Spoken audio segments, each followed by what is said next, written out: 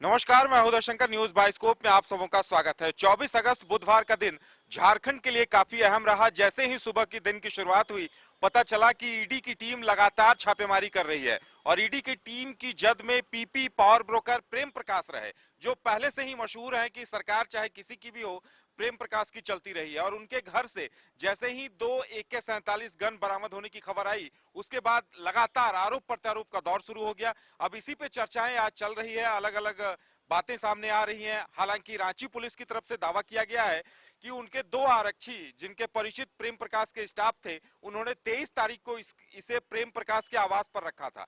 लेकिन हम आपको बताना चाहेंगे कि गोड्डा सांसद है निशिकांत दुबे, जो लगातार इस तरह के मामलों पर मुखर हैं, उन्होंने ये सवाल उठाया है कि जब 25 दिनों से ये फ्लैट बंद था, तो फिर ये 2 AK-47 उनकी अलमारी में कैसे रखे गए।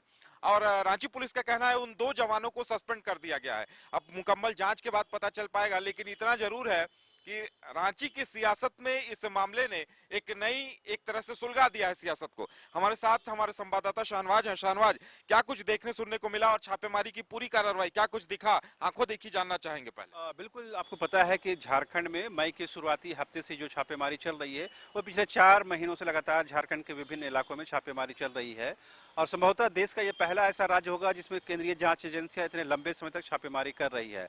बहरहाल आज सुबह जिस तरह से प्रेम प्रकाश के विभिन्न ठिकानों के साथ ही झारखंड मुक्ति मोर्चा के जो सीए हैं यानी चार्टर्ड अकाउंटेंट है जयशंकर जयपुरिया, उनके कार्यालय में भी छापेमारी की गई। हालांकि शुरू में ये खबर मिल रही थी कि मुख्यमंत्री के वो सीए हैं, जबकि जेएमएम ने साफ कर दिया है, उनके जो केंद्रीय महासचिव हैं सुप्रियो भट्टाचार्य, उन्होंने साफ किया है कि पिछले 10-12 वर्षों से वो झारखंड मुक्ति मोर्चा में बतौर सीए के तौर पर काज देख रहे हैं। लिहाजा जो भी जांच हो रही है वो कानून के दायरे में है और वो उनको सहयोग भी कर रहे हैं। लेकिन इस बीच जो खबर मिलती है, जो पावर ब्रोकर हैं और सत्ता के गलियारों में अहम जो पैठ रखने वाले प्रेम प्रकाश, जिनके यहाँ पिछले दिनों भी ईडी ने छापेमारी की थी और पिछले दिनों उनसे पूछताछ भी की गई थी, आज जब उनके आवास पर छापेमारी की गई तो उनके अलमीरा से 2 AK-47 बरामद किया गया।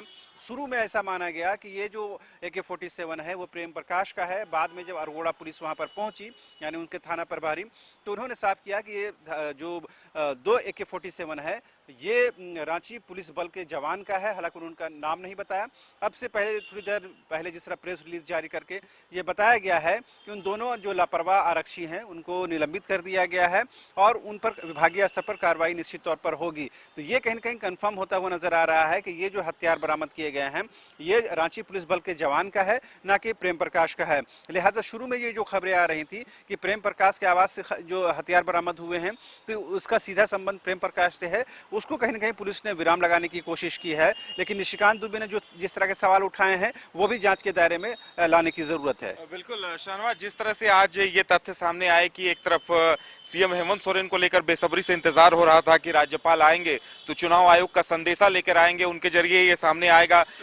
क्या कुछ आगे आने वाला जेएमएम का प्लान बी को लेकर क्या होगा, इन तमाम चीजों की चर्चाएं चल रही थी। उस बीच में प्रेम प्रकाश के घर पे छापा और जेएमएम के जो पार्टी के सीए हैं, सबसे पहले तो हर किसी को ये लगा कि सीएम के सीए के यहाँ छापा पड़ा। तो क्या कुछ मिला है, इस बारे में कोई जानकारी सामने आई है कि नहीं? बिल्कुल, थोड़ा इंतजार करना होगा क्योंकि ईडी जो है विधिवत तौर पर इसकी विज्ञप्ति जारी करके तमाम चीज़ों की पुष्टि करती है, उसके बाद ही आप खबर चलाने की स्थिति में होते हैं। लेकिन ये कंफर्म है कि पिछले सुबह कई घंटों जो छापेमारी चली है, जाहिर सी बात है सीए हैं, जाहिर सी बात है उनसे पैसे के आने जाने के बारे में जरूर जानकारी ली जा रही होगी। जिस तरह से हम लोगों ने देखा था कि जो पूजा सिंगल के सीए थे सुमन कुमार, उनसे भी लगातार पूछताछ की गई, बाद में उनको न्यायिक हिरासत में भेजा गया। लेकिन अब से थोड़ी देर पहले केंद्रीय जो महासचिव हैं झारखंड मुक्ति मोर्चा के सुप्रियो भट्टाचार्य, उन्होंने ये गंभीर आरोप लगाया बीजेपी पर और केंद्रीय जांच एजेंसियों पर। उन्होंने कहा कि जिस राज्य में भी शिक्षा की बेहतरी के लिए काम किए जा रहे हैं वहां की सरकारों को अपदस्थ करने की कोशिश की जा रही है।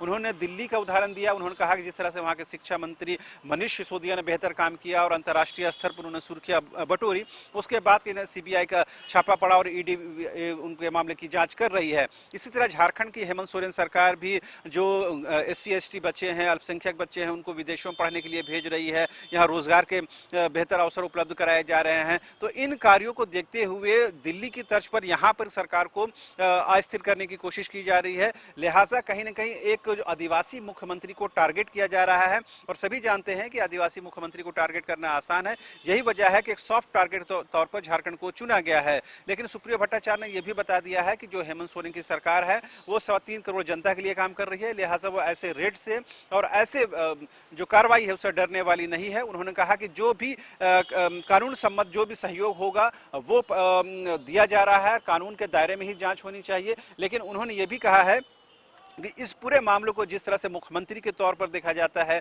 और ये बताया जाता है कि मुख्यमंत्री के करीबी के यहाँ छापा पड़ा है, मुख्यमंत्री के नज़दीकी के यहाँ छापा पड़ा है, ये उससे कहीं ना कहीं उन्होंने नाराजगी जताई और ये बताने की कोशिश की कि सब बात को मुख्यमंत्री से जोड़कर देखना कहीं ना कहीं प्रेस की भी गलती है और प्रेस को इन चीज़ों को देखने की जरूरत है। जी बिल्कुल। तो जिस तरह से ये छापा पड़ा है और जो बयान सामने आ रहे हैं, जो बातें सामने आ रही हैं, उसके बाद ये मामला वाकई में काफी उलझता हुआ दिखाई दे रहा है। निशिकांत दुबे ने जो सवाल खड़े किए हैं कि प्रेम प्रकाश का फ्लैट अगर 25 दिनों से बंद था तो 23 तारीख को आरक्षी उनके घर में अपने हथियार कैसे रखते हैं, ये अपने आप में बड़ा सवाल है। निशिकांत दुबे तो ट्वीट करते ही रहते हैं। सरयू राय जो काफी वरिष्ठ हैं और इस तरह के मामलों पर उनकी काफी पकड़ मानी जाती है, उन्होंने भी एक ट्वीट किया है। उन्होंने लिखा है कि लगता है झारखंड सरकार के पुलिस महकमे में गैंग ऑफ वासेपुर कायम है। प्रेम प्रकाश के घर से जब्त 2 AK राइफलों की जांच NIA को सौंपी जाए। तो सरयू राय जी ने यह मांग कर दी है कि NIA को सौंपी जानी चाहिए। वहीं उन्होंने ये भी सवाल उठाया है कि प्रेम प्रकाश पुराने पावर ब्रोकर रहे हैं, तो कौन से CM के कार्यकाल में। हम आपको बता दें कि सरयू राय अक्सर ये बात उठाते रहे हैं कि प्रेम प्रकाश उनके पूर्ववर्ती रघुवर सरकार के भी काफी करीबी रहे थे और अब हेमंत सरकार में भी काफी करीबी रहे हैं। तो उन्होंने कहीं ना कहीं इशारा किया है कि उनके दोनों ही पिछले 10 सालों की जांच होनी चाहिए। शाहनवाज, बिल्कुल इसी बात को सुप्रियो भट्टाचार्य भी कहते हैं कि तमाम जो अखबारों में, मीडिया संस्थानों में ये खबरें चलती हैं कि प्रेम प्रकाश मुख्यमंत्री हेमंत सोरेन के बेहद नज़दीकी हैं, सत्ता के गलियारों के बेहद नज़दीक हैं, जबकि जेएमएम का ये कहना है कि वो पूर्ववर्ती सरकार या रघुवर दास की सरकार में ज़्यादा करीब थे, वो सीएमओ तक उनकी पहुँच थी, सत्ता के गलियारों तक उनकी पहुँच थी। कई ऐसे फुटेज उनके पास हैं, कई ऐसे स्टिल फोटो उनके पास हैं जो वो सामने कर सकते हैं, जाहिर कर सकते हैं। उन्होंने कहा कि मुख्यमंत्री हेमंत सोरेन के साथ प्रेम प्रकाश की एक भी तस्वीर अगर किसी के पास है तो वो जाहिर करके देखा है, जबकि जेएमएम के पास ऐसी कई तस्वीरें हैं जो रघुवर दास और प्रेम प्रकाश के बीच के हैं। तो ये उन्हें बताने की कोशिश कर रहे हैं, जिस रास्ते में सरयू राय बता रहे हैं कि दोनों ही मुख्यमंत्रियों का कार्यकाल के मामले की जांच होनी चाहिए। यही बात जेएमएम की तरफ से कहा जा रहा है कि इसे सिर्फ वर्तमान सरकार से नहीं जोड़कर देखा जाए, यानी कि पूर्ववर्ती रघुवर दास की सरकार में जो कामकाज हुए हैं उससे जो लाभ उन्होंने कमाया है उस मामले को भी जोड़कर देखने की जरूरत है। जी बिल्कुल। तो देखा जाए तो प्रेम प्रकाश कभी मिड डे मील में अंडा सप्लायर हुआ करते थे और आज 1 महीने पहले, 1.5 महीने पहले जब उनके घर छापा पड़ा था तो चर्चाएं थी कि विदेशी कछुआ, लाखों का कछुआ उनके घर से बरामद हुआ था। और उसके बाद जब 1.5 महीने बाद छापा पड़ता है तो 2 AK-47 बरामद होते हैं। वाकई में अब निशिकांत दुबे, सरयू राय ट्वीट बम फोड़कर मांग कर रहे हैं कि NIA जांच होनी चाहिए। जांच तो होनी ही चाहिए, लेकिन दिलचस्प ये देखना होगा कि तथ्य क्या कुछ सामने आते हैं। हम आपको पल पल की अपडेट देते रहेंगे। फिलहाल इतना ही, हमें दीजिए इजाजत और आप देखते रहिए न्यूज़ बाइस्कोप। नमस्कार।